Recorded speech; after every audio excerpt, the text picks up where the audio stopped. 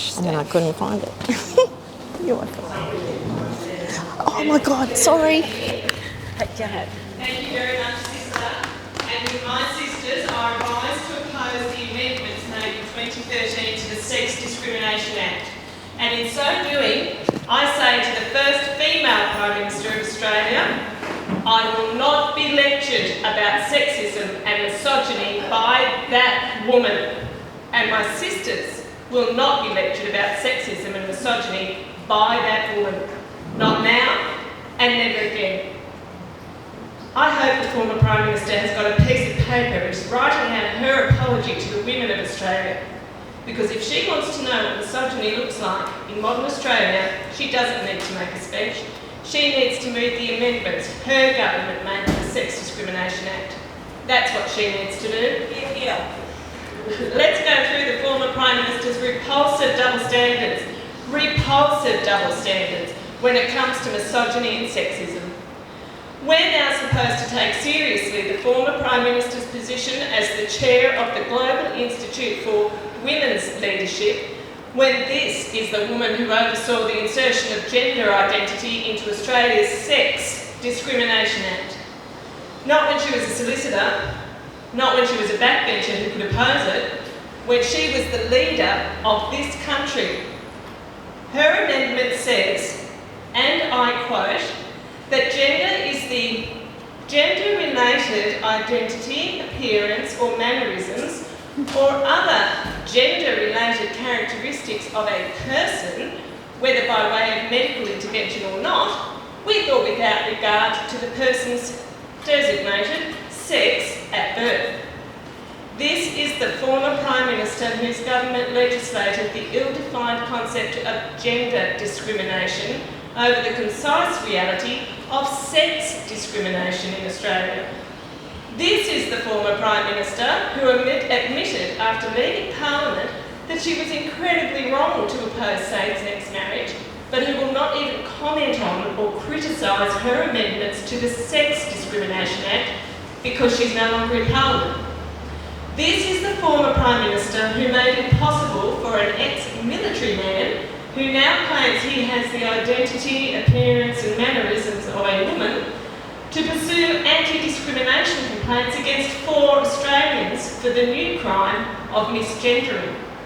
An Australian woman was forced to pay that man thousands of dollars after an online exchange in which the woman liked several comments that referred to him as male.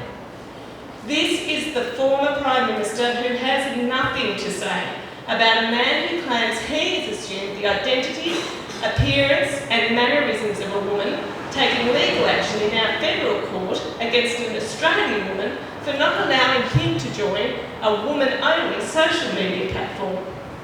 He'll have the Australian Human Rights Commission standing right beside him in our federal court to make a misogynistic claim that he is female because he has a falsified birth certificate and claims to have been castrated. This is the former Prime Minister who makes speeches about women's empowerment while completely ignoring a Hobart councillor being hauled before the Tasmanian Civil and Administrative Tribunal after many months of harassment and workplace isolation because she said that men who claim they have assumed the identity, appearance and mannerisms of women remain biological men. This is the former Prime Minister who paved the way for a man to boast in the media about encouraging an infant to suck on his nipples, and for women who tweeted men cannot breastfeed to be censored and subject to investigation by the Australian government. No prizes for guessing who our ABC was championing. 7 voluntary counsellors were formally investigated by the Australian Breastfeeding Association, and 5 of them were sacked for objecting to the ideological takeover of gender and for resisting the new transgender inclusive language that erases female-specific words like mother and breastfeeding from its lexicon. This is the former Prime Minister who disregards the absurdity of police taking out 3 ABOs against one woman who campaigns against men in women's sport to ostensibly keep those men who are currently running roughshod over female players in women's soccer safe from her. She's disabled, by the way. This is the former Prime Minister who, during an online talk with the Victorian Equal Opportunity and Human Rights Commission, bemoaned the dumb rules creating the stereotypes and structural biases that are still with us and that it takes all of us to unwind. Yet he's silent on the travesty of the Lesbian Action Group being prevented by the Australian Human Rights Commission from holding a lesbian-only event in Victoria because men who claim they are lesbians based on dumb and outdated stereotypes would be excluded. There are too many instances of punitive actions taken against Australian women, courtesy of the amendments made by Julia Gillard's government to list, and that list is growing. This is the woman from whom we're supposed to take lectures about sexism. And then, of course, it goes on. I was offended personally when the former Prime Minister of Australia said, and I quote, "I was not going to stand before the nation as Prime Minister and cry for myself. I was not going to let anyone conclude that a woman could not take it." I was also very offended on behalf of the women of Australia when, in her position as the chair of the Global Institute for Women's Leadership, the former Prime Minister of Australia said, "Women, I think, need to mobilise. Women in powerful and decision-making positions need to use their power for change." Consider the changes that powerful woman made and how difficult she has made it for Australian women to mobilise. Julia Gillard has moved on. She won't suffer the consequences of the changes she has wrought on Australian women.